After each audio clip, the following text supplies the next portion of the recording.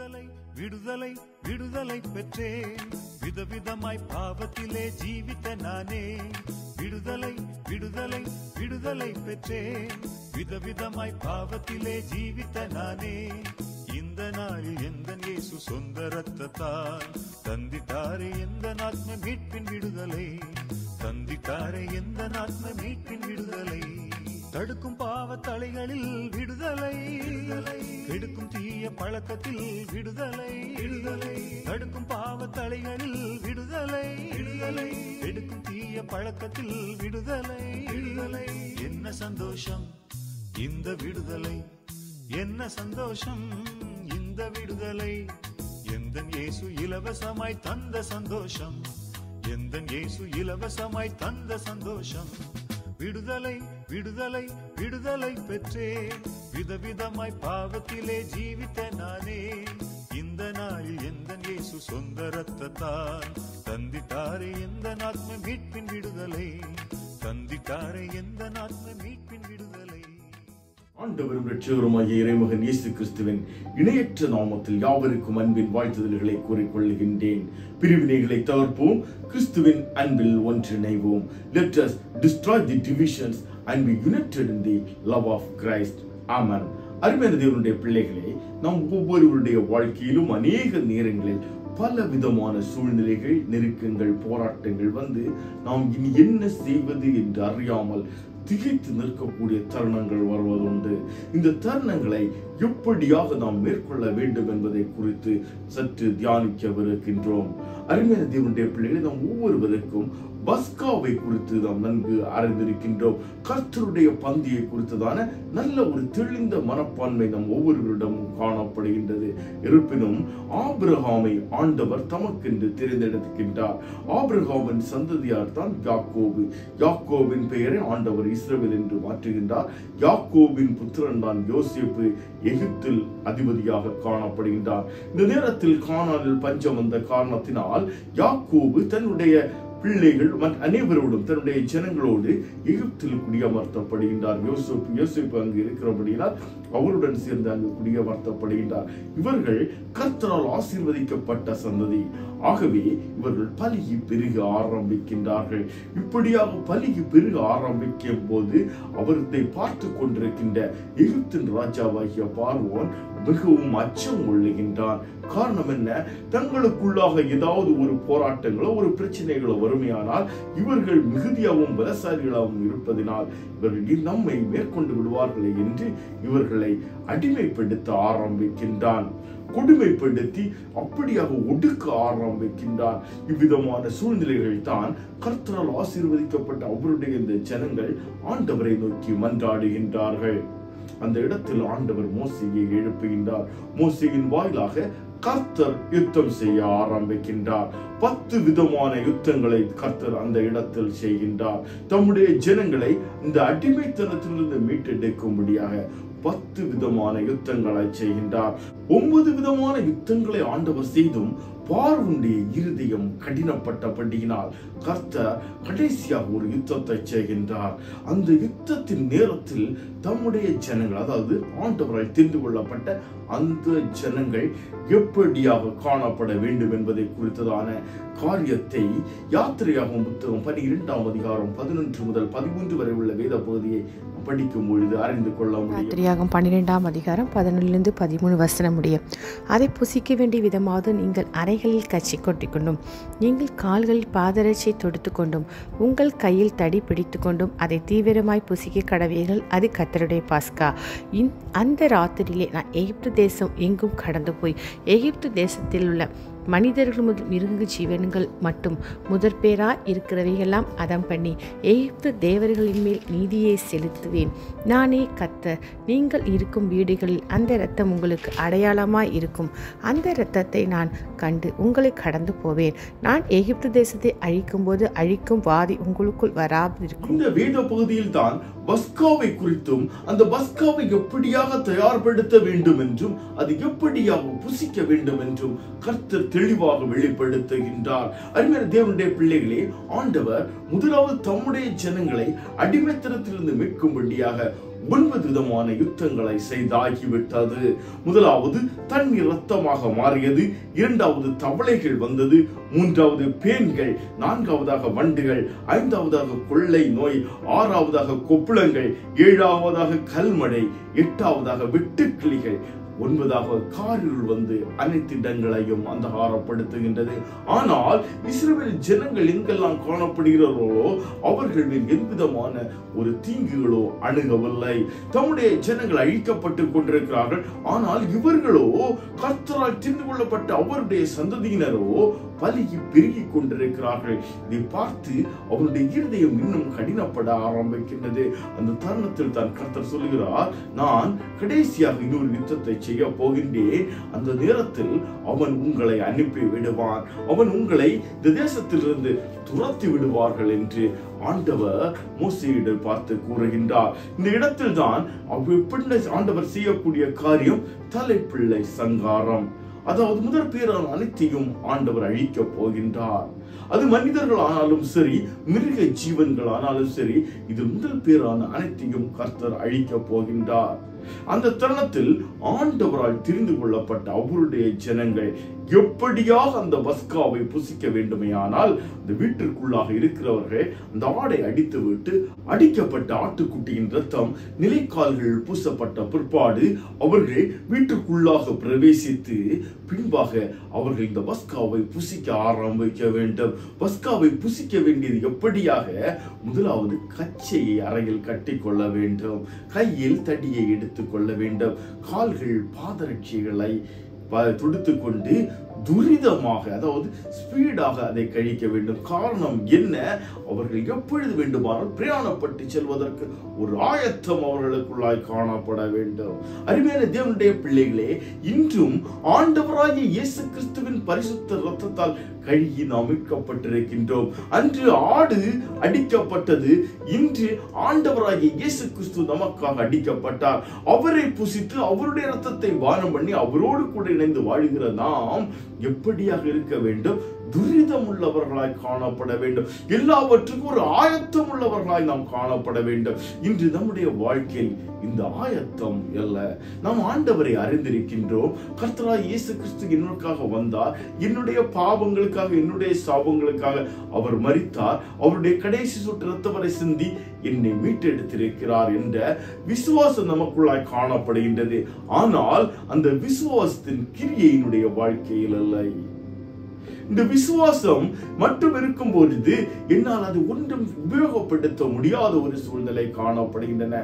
என்னுடைய பிரச்சனைகள், போராட்டங்கிறது என்னால் வெளிவர முடியாத ஒரு சூழ்நிலை காணப்படுகின்றன.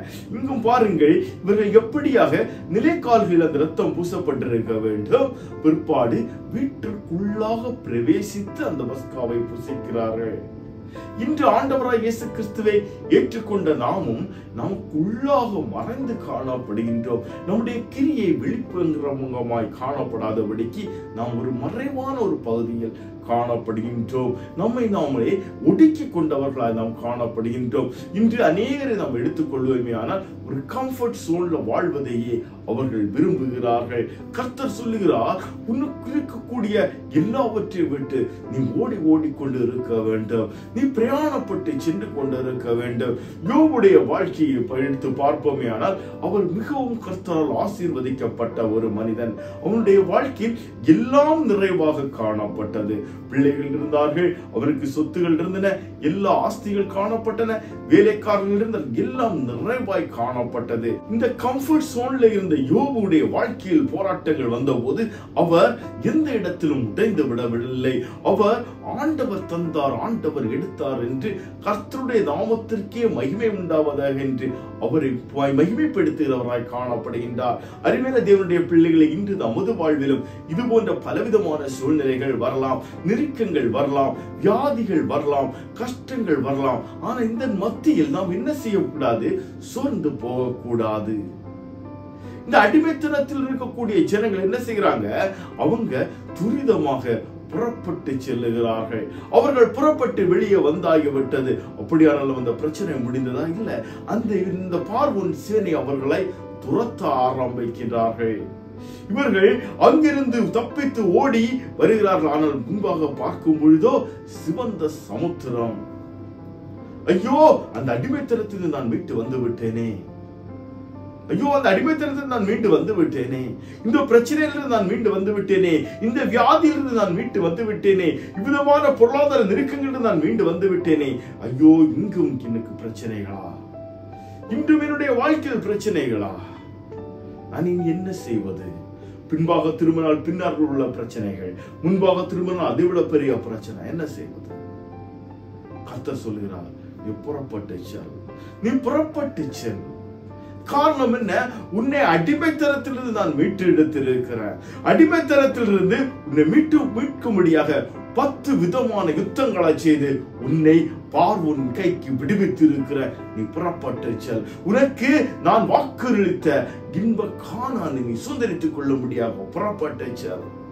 இன்றும் கர்த்தர் நம்மை பார்த்து கூறுகின்றார், உனக்கு நான் வைத்திருக்கிற ஆசீர்வாதங்களை சுதந்திரித்துக் கொள்ளும்படியாக நீ புறப்பட்டு செல். நீ காத்திருந்தது போதும், நீ பொறுத்திருந்தது போதும், நீ முடங்கி கிடந்தது போதும். நீ எழுந்து பிரகாசி, நீ எழுந்து புறப்பட்டு செல். உன்னுடைய காரியங்களை நான் வாய்க்க பண்ணுவேன் என்று கர்த்தர் கூறுகின்றார். நமது அனுதின வாழ்வில் நாம் என்ன செய்து கொண்டிருக்கிறோம்? எனக்கு இருக்கிற இந்த கம்ஃபர்ட் ஜோன்ல நான் இருக்கணும் என்று நான் நினைத்துக் கொண்டிருக்கிறேன். அது ஒரு வேலை இடத்தை நாம் உதாரணமாக எடுத்துக்கொள்வோம். அந்த வேலை இடத்தில் அநேக பிரச்சனைகள், போராட்டங்கள் வந்து கொண்டே இருக்கும். பலவிதமான மன அழுத்தங்கள் வந்து கொண்டே இருக்கும். அநேகர் நம்மை நிந்தித்து அவமதித்துக் கொண்டிருப்பார்கள். இந்த சூழ்நிலையில் நாம் என்ன செய்வோம்? எனக்கு கிடைக்கிறது போதும் என்று அப்படியே அமர்ந்திருப்பேன். அந்த பிரச்சனைகள் எல்லாவற்றையும் பார்த்து கொண்டு அப்படியே சகித்து கொண்டு அந்த அடிமைத்தனத்திலே நான் வாழ்ந்து கொண்டு இருக்கின்றேன். அருமையான தேவனுடைய பிள்ளையே, கர்த்தர் உன்னை பார்த்து கூறுகின்றார், உனக்கு நான் வைத்திருக்கிற ஆசீர்வாதம் மேலானவைகள், நீ அதை நோக்கி செல், நீ அதை நோக்கி புறப்பட்டு செல் என்று. யாத்திரையாகம புத்தகம் 14ஆம் அதிகாரம் 14ஆம் வசனத்தை 14-15 வசனங்களை நாம் படித்து பார்ப்போமே. ஆனால் இன்னும் தெளிவாக அறிந்து கொள்ள முடியும். அந்த வசனங்களை வாசிக்க கேட்போம். யாத்திரையாகமம் 14ஆம் அதிகாரம் 14-15 வசனங்கள். நீங்கள் சும்மா இருப்பீர்கள் என்றான். அப்பொழுது கர்த்தர் மோசேயை நோக்கி, நீ என்னிடத்தில் முறையிடுகிறது என்ன? புறப்பட்டு போங்கள் என்று இஸ்ரவேல் புத்திரருக்கு சொல்லு. உங்களுக்காக யுத்தம் பண்ணுவார், நீங்கள் சும்மா இருப்பீர்கள். இந்த அடிமைத்தனத்தில், அதாவது பார்வை எகிப்தில் அடிமைகளாய் இருந்த காலகட்டங்களிலும் கர்த்தர் அவர்களுக்காக யுத்தம் செய்தார். இவர்கள் சும்மா இருந்தார்கள். இப்பொழுதும் கர்த்தர் சொல்லுகிறார், நீங்கள் சும்மா இருப்பீர்கள், நான் உங்களுக்காக யுத்தம் செய்வேன். யுத்தம் கர்த்தருடையது, யுத்தம் கர்த்தருடையது. நீங்க பயப்படாதீங்க. பிரச்சனைகள் வரும்போது, வியாதிகள் வரும் பொழுது, நெருக்கங்கள் வரும்போது, போராட்டங்கள் வரும்போது பயந்து போகாதிருங்கள். பயம் உங்களுக்குள்ளாய் வரும் பொழுது தடுமாற்றம் வர ஆரம்பிக்கும். இந்த தடுமாற்றம் வரும்போது உங்களுக்குள்ளாக சோர்வு வந்துவிடும். நீங்கள் என்ன செய்வது என்று அறியாமல் திகைத்து அப்படியே மாண்டு போகக்கூடிய ஒரு சூழ்நிலை உருவாகிவிடும். அருமையான தேவனுடைய பிள்ளையே, ஒருபோதும் பயப்படாதே. கர்த்தர் உனக்காக யுத்தம் செய்கிறார். சேனைகளின் கர்த்தர் உனக்காக யுத்தம் செய்கிறார். பராக்கிரமசாலியான கர்த்தர் உனக்காக யுத்தம் செய்கிறார். ஒருபோதும் மறந்து விடாதே. கர்த்தருடைய சேனை நம்மை சுற்றிலும் காத்துக் கொண்டிருக்கின்றன. நம்மை சுற்றிலும் குதிரைகளையும் அக்கிரமமான ரதங்களை நிறுத்தி சேனைகளின் கர்த்தர் நம்மை பாதுகாத்து வழிநடத்தி கொண்டிருக்கிறார். அவருடைய தூதர்களுக்கு கட்டளையிட்டிருக்கிறார். எப்படியாக நம் ஒவ்வொருடைய நம்முடைய பாதங்களை அவர்கள் கரங்களில் தாங்கி நடத்தும்படியாக, நமக்கு பணிவிடை செய்யும்படியாக கர்த்தருடைய தூதர்களுக்கு கட்டளையிட்டிருக்கிறார். அப்படிப்பட்ட விசேஷித்தவர்களாகிய நாம் ஒருபோதும் பயந்து விடக்கூடாது. கர்த்தர் நமக்கு வைத்திருக்கிற ஆசீர்வாதங்களை தடுக்கக்கூடிய எல்லா தடைக்கற்களையும் முறியடிக்கும்படியாக நம்முடைய போராட்டம் நடந்து கொண்டே இருக்க வேண்டும். இங்கு கர்த்தர் மிக தெளிவாக கூறுகின்றார், நான் உங்களுக்காக யுத்தம் செய்வேன், நீங்க சும்மா இருப்பீர்கள். இந்த அடிமைத்தனத்தில் இருந்த பொழுதும் கர்த்தர் இவர்களுக்காக 10 விதமான யுத்தங்களை செய்து இவர்கள் அங்கிருந்து துரத்தி விட போகிறார்கள். துரத்தி அவரை ஓடி போயிடுங்க, இங்க இந்த இடத்தை விட்டு ஓடி போயிடுங்க, உங்களுடைய தேவன் சர்வ வல்லமையுள்ள தகப்பன் என்பதை அந்த ஜனங்கள் அறிந்து, ஜனங்களும் யுத்த வீரர்களும் எல்லாருமாக இவர்கள் என்ன செய்யறாங்க? துரத்துறாங்க. இவங்க ஓடி வர்றாங்க. ஓடி வரும்போது சிவந்த சமுத்திரம். இன்று நம்முடைய வாழ்க்கையும் இப்படியாகத்தான் பலவிதமான போராட்டங்களை கடந்து வரும்போது இதோ இன்னும் அதிகமான ஒரு போராட்டம். பாவி சென்ற இடம் பாதாளம் என்று ஒரு வாக்குண்டு. அதே போலதான் இந்த அநேகருடைய வாழ்க்கை எப்படியாகத்தான் இருக்கும். இதை சிந்தித்துக் கொண்டு அப்படியே திகைத்து நின்று கொண்டிருப்பார்கள். அப்பொழுதுதான் கர்த்தர் சொல்லுகிறார், நான் உங்களுக்காக யுத்தம் செய்வேன், நீங்க சும்மா இருப்பீர்கள். அந்த அடிமைத்தனத்தில் இருக்க பொழுதும் கர்த்தர் இவர்களுக்காக யுத்தம் செய்தார். நம்முடைய வாழ்க்கையிலும் நம்மை மீட்கும்படியாக கர்த்தர் தம்மை பலியாக கொடுத்தார், நம்மை மீட்டெடுத்திருக்கின்றார். நாம் ஒருபோதும் மறந்துவிடக் கூடாது. சேனைகளின் கர்த்தர் நமக்கு யுத்தம் செய்வார். பராக்கிரமசாலியான கர்த்தர் நமக்கு யுத்தம் செய்வார்.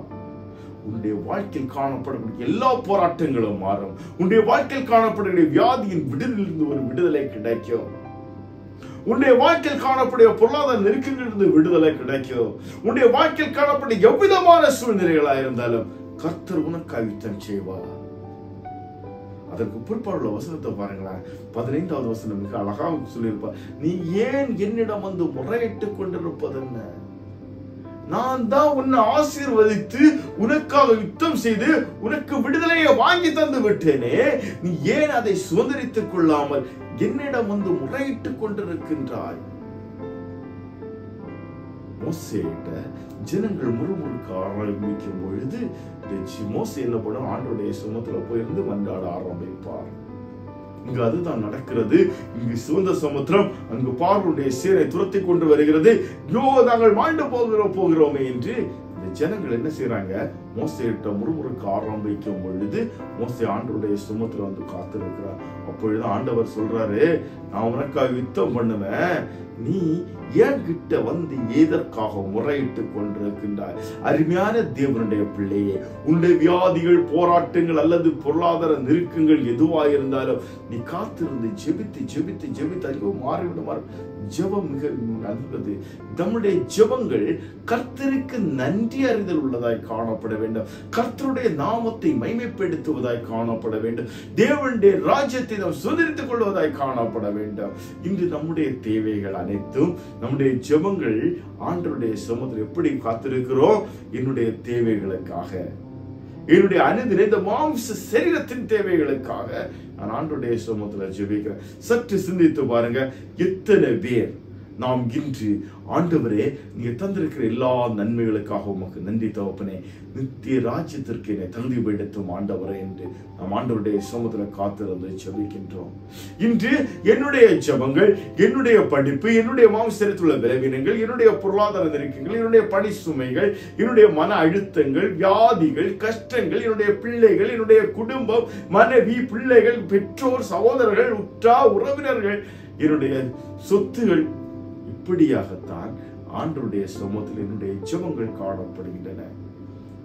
நன்றாக அறிந்து கொள்ளுங்கள், இப்படியாக ஜெபிக்கும்படியாகவும் உங்களுக்கு பலன் தந்த கர்த்தருடைய நாமத்தை மகிமைப்படுத்த மறந்து விட்டோமே. நாம் இந்த ஆண்டவருடைய சமூகத்தில் முழங்கால் படியிட்டு என்னுடைய தேவைகளுக்காக மன்றாடி கொண்டிருக்கின்றேனே, ஆனால் அதற்கு பலனை கர்த்தர்லவோ தந்திருக்கிறார். அந்த கர்த்தருடைய நாமத்தை மகிமைப்படுத்த எப்படி நாம் மறந்தோம்? சற்று சிந்தித்து பாருங்கள், சிந்தித்து பாருங்கள். உணர்வுள்ளவர்களாய் காணப்பட வேண்டும். ஞானம் உள்ள புத்திரனை பார்க்கும் பொழுது தகப்பனுடைய இருதயம் மகிழும். நீதிமொழிகள் மிக அழகாக சொல்லப்பட்டுள்ளது. கர்த்தர் நமக்கு ஞானத்தை தந்திருக்கிறார். கர்த்தருக்கு பயப்படுதலே ஞானத்தின் ஆரம்பம். கர்த்தர் குறித்ததான பயம் நமக்குள்ளாய் காணப்படுகின்றது. கர்த்தர் தேவ ஞானத்தை நமக்கு தந்திருக்கிறார். அந்த ஞானத்தை பெற்றுக்கொண்ட நாம் இந்த உலக பிரகாரமான காரியங்களுக்காக ஆண்டவருடைய சமூகத்தில் மண்டையிடுவது எப்படி? ஆண்டவர் தந்திருக்கிற எல்லா நன்மைகளுக்காக ஆண்டவருக்கு நன்றி செலுத்துவர்களாய் காணப்படுங்கள். உங்களுடைய வாழ்க்கையில் காணப்படக்கூடிய எல்லா போராட்டங்களையும் மேற்கொள்ளக்கூடிய தேவ ஞானத்தையும், புத்தியையும், விவேகத்தையும், அறிவையும் கர்த்தர் உங்களுக்கு தந்திருக்கிறார். உங்களை முன்னேறி செல்ல விடாமல் தடுப்பது பயம். இந்த பயத்தை உதறி தள்ளிவிட்டு கர்த்தர் சொன்னது போல முன்னேறி செல்லுங்கள். இந்த ஜனங்கள் என்ன பண்ணாங்க தெரியுமா? சிவந்த சமுத்திரத்தை நேரம் நோக்கி நடக்க ஆரம்பித்தார்கள். சிவந்த சமுத்திரம் இரண்டாக பிளக்க ஆரம்பித்தது. மலை போல நிற்க ஆரம்பித்தது. வெட்டாந்தரையில் நடக்க ஆரம்பிக்கிறார்கள். அருமையான தேவனுடைய பிள்ளை, நன்றாக அறிந்து கொள். பின்னில் இருந்த பிரச்சனைகள் துரத்தி கொண்டு தான் இருக்கின்றன. பார்வோன் சேனை துரத்தி கொண்டு கொண்டிருக்கின்றது. இந்த ஜனங்கள் வெட்டாந்தரையில் நடந்து செல்கிறார்கள். சற்று அந்த சூழ்நிலையை சிந்தித்து பாருங்கள். 2 பக்கம் மதில் போல் வெள்ளம் நிற்கின்றது. எப்படியாக இருக்கும்? உள்ளுக்குள்ளாக ஒரு பயம், ஒரு கலக்கம். தண்ணீர் மறுபடியும் ஒன்றி சேர்ந்து விடுமோ என்ற ஒரு ஐயம் காணப்பட்டிருக்கும். வெட்டான் திரையாக நடந்து செல்லும் போது 2 பக்கம் மதில் போல் தண்ணீர் இருக்கிறது என்றால் அங்கிருந்து வரக்கூடிய காற்று எந்த பக்கமாக இருக்கும்? இதன் காற்று அவர்களை நோக்கி வந்து கொண்டிருக்கும். பின்னிருந்து பார்வோன் சேனை வந்து கொண்டிருக்கின்ற எல்லாவற்றையும் மேற்கொண்டு அந்த சூழ்நிலையை விட்டு அவர்கள் செங்கடலை கடந்து வெளியே வருகிறார்கள். அருமையான தேவனுடைய பிள்ளைகளே, இன்று நம்முடைய வாழ்க்கையிலும் நாம் பிரச்சனைகள் மத்தியில், போராட்டங்கள் மத்தியில், வியாதிகள் மத்தியில் காணப்படும் பொழுதே கர்த்தர் கூறுகின்றார், நீ எழுந்து நட, நீ எழுந்து தட. உன்னுடைய பிரச்சனைகள் இருக்கட்டும், போராட்டங்கள் இருக்கட்டும், அதற்குள்ளாக நான் உனக்கு வழியை வைத்திருக்கிறேன். நான் உனக்கு வழியே வைத்திருக்கிறேன். நானே வழியும் சத்தியமும் ஜீவனுமாய் இருக்கிறேன். நான் உனக்கு வழியை வைத்திருக்கிறேன். அந்த வழியாக நீ நடக்கும் பொழுதே உனக்கு எதிராக பிரச்சனைகள் வரதான் செய்யும், போராட்டங்கள் வரதான் செய்யும், அழுத்தங்கள் வரதான் செய்யும். உன்னை ஏளனப்படுத்திக் கொண்டிருந்தான் இருப்பார்கள், நிந்தித்து அவமதித்துக் கொண்டுதான் இருப்பார்கள். ஒருபோதும் அதெல்லாம் காதலை கேட்டுக் கொண்டிருக்காதீங்க. முன்னேறி செல்லுங்கள். நீங்கள் முன்னேறி செல்லுங்கள். உங்களை துரத்தி கொண்டு வரக்கூடிய பிரச்சனை உங்களை துரத்தி கொண்டு வந்து கொண்டுதான் இருக்கும். சம்பவிக்கிறது என்ன? நீங்கள் எப்பொழுது கானானுக்குள்ளாக பிரவேசிக்கிறீர்களோ, எப்பொழுது அந்த கண்கடல், அந்த சிவந்த சமுத்திரத்தை கிராஸ் பண்றீங்களோ, சிவந்த சமுத்திரம் ஒன்னா சேரும். உங்களுடைய பிரச்சனை, போராட்டங்கள் எல்லாம் அப்படியே அழிந்து போகும். பார்வோன் அவனுடைய சேனைகளும் சிவந்த சமுத்திரத்தில் மொத்தமாக மாண்டு போயிற்று. அருமையான தேவனுடைய பிள்ளைகளே, கர்த்தருடைய யுத்தம் மிகவும் வல்லமை உள்ளது. அதை ஒருபோதும் நம்மால் கணிக்க முடியாது. கர்த்தர் கூறுகிறார், நான் உனக்காக யுத்தம் செய்வேன், நீ சும்மா இருப்ப. நான் உனக்காக யுத்தம் செய்வேன், நீ சும்மா இருப்ப. நீ செய்ய வேண்டியது என்னது? என்னை பார்த்து முறையிட்டுக் கொண்டிருப்பதல்ல, கடந்து செல். நீ கடந்து செல், நீ கடந்து போ. அதுதாங்க பஸ்கா. பஸ்கா என்று சொல்லும் போது ஆண்டவருடைய பந்தி என்று நாம் அனைவரும் அறிந்திருக்கின்றோம். ஆனால் அந்த பந்திக்கு பிற்பாடு என்ன செய்ய வேண்டும்? அந்த பந்திக்கு முன்பாக ஆண்டவர் கூறியிருக்கிறார். யாத்திரையாகமம் 11ஆம் அதிகாரம் 1ஆம் வசனத்தை நாம் படித்து பார்ப்போமே. ஆனால் 11ஆம் அதிகாரம் 1ஆம் வசனம். அப்பொழுது கர்த்தர் மோசேயை நோக்கி, இன்னும் ஒரு வாதையை பார்வோன் மேலும் எகிப்தின் மேலும் வர பண்ணுவேன். அதற்கு பின் அவன் உங்களை இவ்விடத்திலிருந்து போக விடுவான். சமூகம் மூலமாய் உங்களை போக விடுவதும் அல்லாமல் உங்களை இவ்விடத்திலிருந்தும் துரத்தியும் விடுவான். ஒரு வாதையை நான் அவன் மேல் அனுப்புவேன், அப்பொழுது அவன் உங்களை போக விடுவான், உங்களை துரத்தி விடுவான் என்று கர்த்தர் மோசேயிடம் முதலாவதே கூறிவிட்டார். ஆனால் இன்று பஸ்காவை நாம் என்ன செய்து கொண்டிருக்கிறோம்? புசித்துக் கொண்டு அப்படியே உட்கார்ந்து இருக்கின்றோம். கிறிஸ்துவுக்கு என்று கிரியைகள் செய்வதில்லை, ஆண்டவருடைய அன்பை பறைசாற்றுவதில்லை. இன்று ஆண்டவராய் இயேசு கிறிஸ்துவை ஏற்றுக்கொண்ட என் வாயிலிருந்து புறப்படக்கூடிய வார்த்தைகள் அனைத்தும் அநேக ஜனங்கள் ஆண்டவரை தூஷிப்பதற்கு ஏதுவாக காணப்படுகின்றன. வாய்ந்து புறப்படக்கூடிய சாபங்கள், வாய்ந்து புறப்படக்கூடிய தீய சொற்கள், இது போன்ற நம்முடைய சரீரத்தின் செயல்பாடுகள், அவதூறுகள், நிந்தைகள் எல்லாம் சேர்ந்து ஜனங்கள் இன்று ஆண்டவரை தூஷிப்பதற்கு நாம் ஒரு காரணிகளாய் மாறிக்கொண்டிருக்கின்றோம். இப்பொழுதே உணர்வடையுங்கள். அருமையான தேவனுடைய பிள்ளையே, கிரியை இல்லாத விசுவாசம் செத்ததாயிருக்கிறது. உன்னுடைய வாழ்க்கையில் கிரியை வேண்டும். உன்னுடைய வாழ்க்கையில் அநேக விதமான போராட்டங்கள் உண்டு, வியாதிகள் உண்டு, கஷ்டங்கள் உண்டு, நெருக்கங்கள் உண்டு.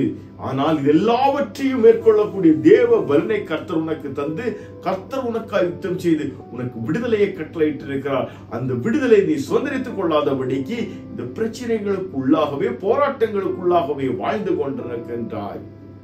அதை விட்டு நீ புறப்பட்டு செல். நீ அதை விட்டு புறப்பட்டு செல். யோவான் முதலாம் கடிதம் 2ஆம் அதிகாரம் 2ஆம் வசனத்தை நாம் படித்து பார்ப்போமே. ஆனால் 12ஆம் அதிகாரம் 31-32 வசனம். ராத்திரியிலே அவர் மோசேயை ஆரோனையும் அழைப்பித்து, நீங்களும் இஸ்ரவேல் புத்திரனும் எழுந்து என் ஜனங்களை விட்டு புறப்பட்டு போய் நீங்கள் சொன்னபடியே கர்த்தருக்கு ஆராதனை செய்யுங்கள். நீங்கள் சொன்னபடியே உங்கள் ஆடு மாடுகளை ஓட்டிக்கொண்டு போங்கள், என்னையும் ஆசீர்வதியுங்கள் என்றார். நம்முடைய பாவங்களுக்காக பலியான ஒரே பலி அவர் ஒருவரே, ஆண்டவராய் இயேசு கிறிஸ்து ஒருவரே.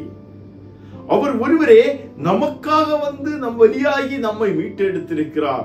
அவரை விசுவாசிக்கிற நாம் ஒருவரும் எப்படி இருக்க வேண்டும்? அவருடைய கிரியை வெளிப்படுகிறவர்களாய் காணப்பட வேண்டும். அவருடைய வெளிச்சம் நம்மிலிருந்து பிரகாசிக்கிறவர்களாய் நாம் காணப்பட வேண்டும். நாம் அப்படியே முடங்கி கிடப்பதல்ல. ஆற்று தண்ணீரானது ஓடிக்கொண்டே இருக்க வேண்டும். குளத்து உள்ளது குட்டையை போல தேங்கி நிற்க கூடாது. அங்கு தேங்கி நிற்கும் பொழுது என்ன நடக்கும்? துர்நாற்றம் வர ஆரம்பிக்கும். இன்று அநேக கிறிஸ்தவர்கள் என்று கூறும் கிறிஸ்துவை ஏற்றுக்கொண்ட அந்த ஜனங்களுடைய வாழ்க்கை துர்நாற்றம் வீசுவதாய் காணப்படுகின்றன. சரீரத்தின் செயல்களால் மூலமாகவும் வாயின் வார்த்தைகள் மூலமாகவும் அநேகர் ஆண்டவரை தூஷிப்பதற்கு ஏதுவாக மாறிக்கொண்டிருக்கின்றன. பிரிவினைகளும் போராட்டங்களுமாக காணப்படுகின்றன. அருமையான தேவனுடைய பிள்ளையே, எச்சரிக்கையாய் இருக்க வேண்டாம். மிக மிக எச்சரிக்கையாய் இருக்க வேண்டும். கர்த்தருடைய நாமம் தூஷிக்கப்படுவதற்காக அவர் நம்மை தெரிந்து கொள்ளவில்லை. நம்மை அவர் இன்ப கானானை சுதந்திரித்துக் கொள்ளும்படியாக அழைத்திருக்கின்றார். நித்திய ராஜ்யத்தை சுதந்திரித்துக் கொள்ளும்படியாக நம்மை அழைத்திருக்கின்றார். நமக்காக தம்மையே பலியாக கொடுத்திருக்கின்றார். அப்படிப்பட்ட நாம் ஒரே இடத்தில் தேங்கியிராதபடிக்கு அவரை நோக்கி முன்னேறி செல்லுகிறவர்களாய் காணப்பட வேண்டும். லூக்காவின் சுவிசேஷ புத்தகம் 12ஆம் அதிகாரம் 31 மற்றும் 32ஆம் வசனங்களை நாம் படித்து பார்க்கும் பொழுது, 12ஆம் அதிகாரம் 31ஆம் வசனம், தேவனுடைய ராஜ்யத்தை தேடுங்கள், அப்பொழுது இவைகளெல்லாம் உங்களுக்கு கூட கொடுக்கப்படும். தேவனுடைய ராஜ்யத்தை தேடுங்கள், அப்பொழுது இவைகள் எல்லாம் உங்களுக்கு, உங்களுடைய எல்லா தேவைகளும் உங்களுக்கு சந்திக்கப்படும். இந்த மாமிச சரீரத்திற்கானாலும் சரி, உங்களுடைய மனைவி பிள்ளைகளுக்கானாலும் சரி, பெற்றோருக்கானாலும் சரி, நண்பர்கள் உற்ற உறவினர்களுக்கானாலும் சரி, எதுவா இருந்தாலும் உங்களுடைய அனைத்து தேவைகளும் சந்திக்கப்படும். ஆனால் முதலாவது என்ன செய்ய வேண்டுமா? தேவனுடைய ராஜ்யத்துக்குரியவைகளை முதலாவது தேட வேண்டும். கர்த்தருடைய சுமத்துல காத்திருந்து ஜெபிப்பது மட்டுமல்லங்க, நம்முடைய ஜெபம் கர்த்தருடைய நாமம் மகிமைப்படுவதாய் காணப்பட வேண்டும். கர்த்தருடைய சுமத்துல விண்ணப்பங்களை வைப்பது மட்டுமல்ல, அவருக்கு நன்றி பலிகளை செலுத்துகிறவர்களாய் நாம் காணப்பட வேண்டும். இன்று நம்முடைய வாழ்க்கையில் காலையில் நன்றி பலிகளை நாம் ஏறெடுப்பது உண்டா? அதிகாலை ஜெபம் இன்று எத்தனை பிள்ளைகளுடைய வாழ்க்கையில் காணப்படுகின்றன? எத்தனை பேர் தனிநபர் ஜெபத்தை கடைபிடிக்கிறீர்கள்? எத்தனை குடும்பங்கள் குடும்ப ஜெபங்கள் என்று காணப்படுகின்றன? ஜெபங்கள் குறைந்து விட்டது. ஆண்டவருக்கு நன்றி கூறுவதில் குறைந்து விட்டது. இன்று நம்முடைய ஜெபங்கள் எல்லாம் ஒரு பாடலை பாடிவிட்டு 2 அல்லது 3 ஒரு அதிகாரம் வசனத்தை படித்து விட்டு நம்முடைய தேவைகளுக்காக ஆண்டவரை நோக்கி விண்ணப்பங்களை வைத்து விடுவதாக ஜெபம் முடிந்து விடுகின்றன. அருமையான தேவனுடைய பிள்ளைகளே, உங்களுடைய விண்ணப்பத்தை வைப்பதற்கு அது போஸ்ட் ஆபீஸ் அல்ல. உங்களுக்கு என்ன தேவை என்பதை கர்த்தர் அறிந்திருக்கிறார். உங்களுடைய அனைத்து தேவைகளையும் கர்த்தர் சந்திப்பார். முதலாவது தேவை, ஆண்டவரே உம்முடைய ராஜ்யத்திற்கு என்னை தகுதிப்படுத்துங்க. என்னுடைய வாயின் வார்த்தைகள், என்னுடைய ஜெபங்கள் எப்படியாக இருக்க வேண்டும்? கர்த்தர் தந்திருக்கிற எல்லா நன்மைகளுக்காக ஆண்டவருக்கு நன்றி செலுத்துகிறவராகவும், ஆண்டவரே உம்முடைய ராஜ்யத்திற்கு என்னை தகுதிப்படுத்துங்க ஆண்டவர், நான் இனி எப்படியாக செயல்பட வேண்டும் என்பதை எனக்கு கற்றுத்தாங்க என்றும் ஆண்டவருடைய சுமத்தில் நாம் காத்திருக்கிறவர்களாய் காணப்பட வேண்டும். இந்த உலகம் உங்களை தூற்றி கொண்டுதான் இருக்கும். இந்த உலகம் உங்களை பகைத்து ஒதுக்கும். பயந்து போகாதிருங்க, சோர்ந்து போகாதிருங்க, பயப்படாதே சிறுபந்தையே. தேவனுடைய ராஜ்யத்தை உனக்கு கொடுக்க பிதா சுத்தமாயிருக்கிறார். நீ பயப்படாத. முதல்ல பயத்தை உதரை தள்ளு. எழுந்து புறப்பட்டு செல். நீ புறப்பட்டு செல். உன்னுடைய வாழ்க்கையில் காணப்படக்கூடிய எல்லா போராட்டங்களையும் மேற்கொள்ளக்கூடிய தேவ பலனை கர்த்தர் உனக்கு தந்திருக்கின்றார். தருவார் அல்ல, தந்திருக்கின்றார். தேவ பலன் நமக்குள்ளாய் காணப்படுகின்றன.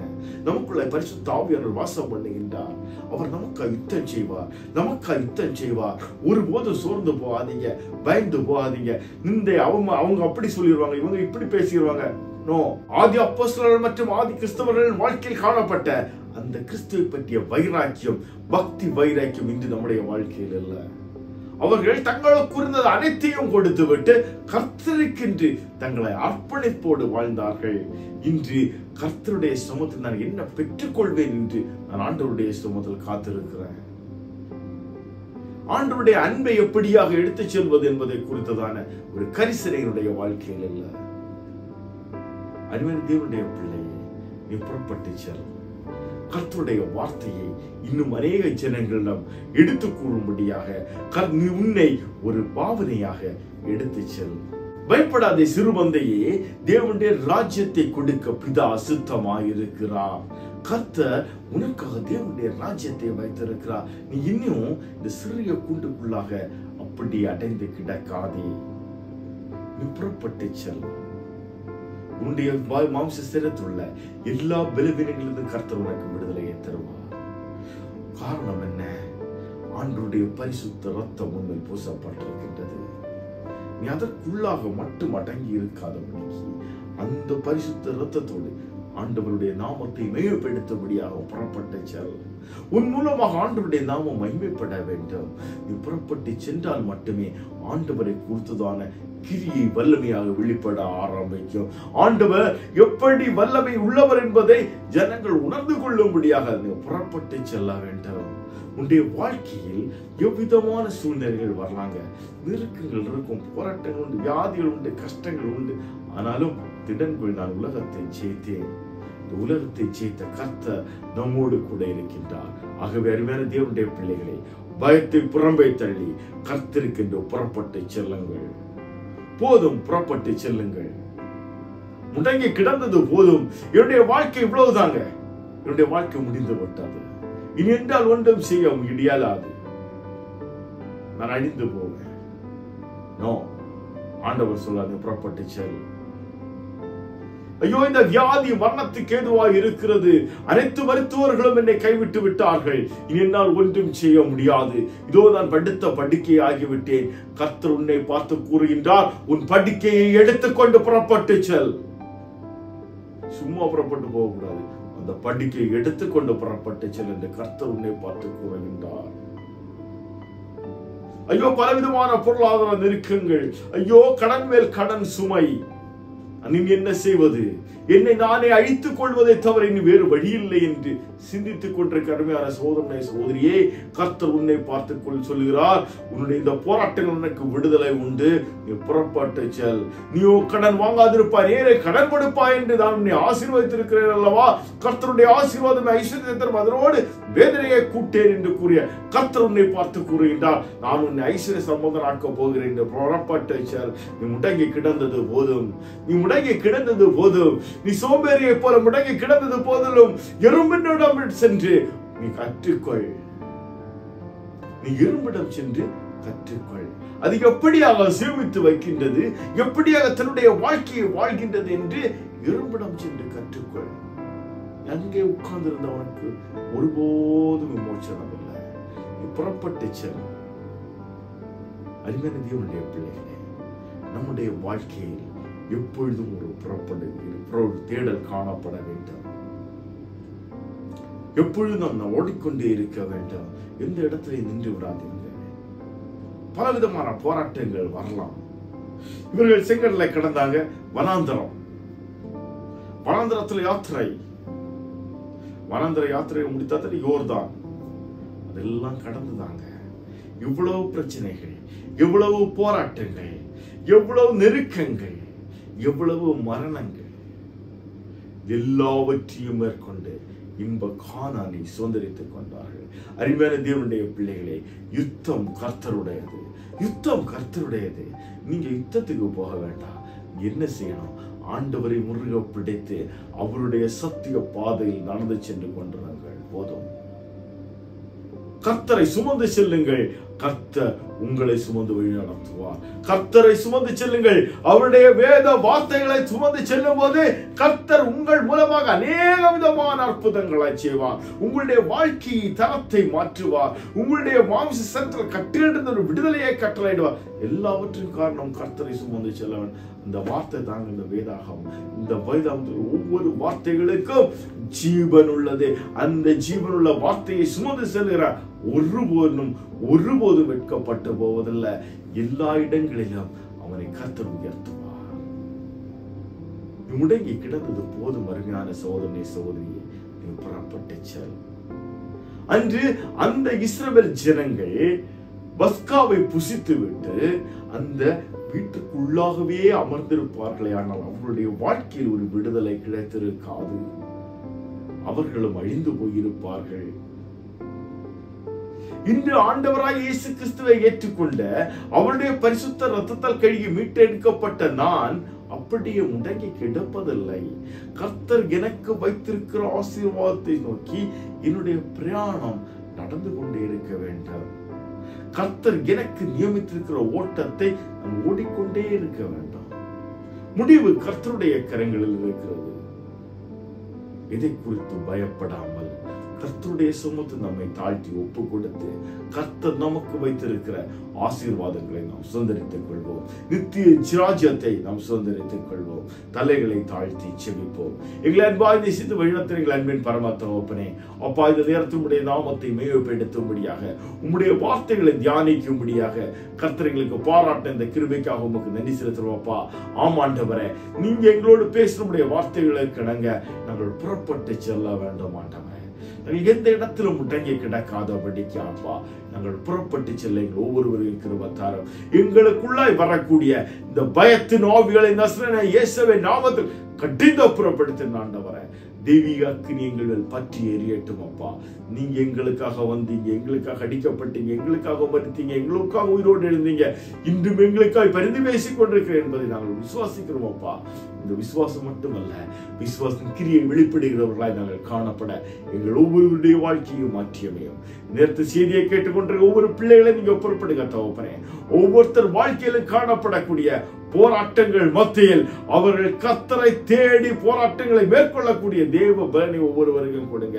விசேஷித்த ஞானத்தை கொடுங்கப்பா. இந்த பிரச்சனைகள் இருந்து அவர்கள் புறப்பட்டு செல்ல கர்த்தர் கிருபை செய்யும். அவருடைய வாழ்க்கையில் எல்லா நன்மைகளையும் சுதந்திரித்துக் கொள்ள கர்த்தர் கிருபை செய்யும். கர்த்தர் வைத்திருக்கிற ஆசீர்வாதங்களை சுதந்திரித்துக் கொள்ள கிருபை செய்யும். தாழ்த்தி உடைய கரங்களில் ஒப்படைக்கிறேன். உம்முடைய நாமம் ஒன்றியமையப்படுவதாக. மீட்பெரும் இரட்சகருமாகிய இயேசு கிறிஸ்துவின் மூலம் பிதாவே, ஆமென். என் ஆத்துமாவே கர்த்தரை தோத்திரி, என் முழு உள்ளமே அவருடைய பரிசுத்த நாமத்தை தோத்திரி. என் ஆத்துமாவே கர்த்தரை தோத்திரி, அவர் செய்த சகல உபகாரங்களை மறவாதே. ஆமென். ஆசீர்வாதம் நமது ஆண்டவராகிய இயேசு கிறிஸ்துவின் கிருபையும் அன்பும் சமாதானமும் இன்றும் என்றும் சதா காலங்களிலும் நம் அனைவரோடும் கூட இருப்பதாக. ஆண்டவராகிய இயேசு கிறிஸ்துவின் மூலமாக மீட்டெடுக்கப்பட்ட நாம் ஒவ்வொருவரையும் கொண்டு ஆண்டவருக்கு இன்னும் வல்லமையாய் கிரியை செய்து அநேக ஜனங்களை கர்த்தருக்கு ஆதாயப்படுத்திக் கொள்ளும்படியாகவும் நித்திய ஜீவனை நாம் சுதந்திரித்துக் கொள்ளும்படியாக கர்த்தர் ஒவ்வொருவரையும் ஆண்டவர் தாமே வழி நடத்துவாராக. ஆமென். இந்த செய்தி உங்களுடைய வாழ்க்கையில் பிரயோஜனமாக இருக்கும் என்று நீங்கள் கருதினால் உங்கள் நண்பர்களுக்கும் பகிருங்கள். அவர்களும் தேவனுடைய நித்திய ராஜ்யத்தை நோக்கி புறப்பட்டு செல்லட்டும்.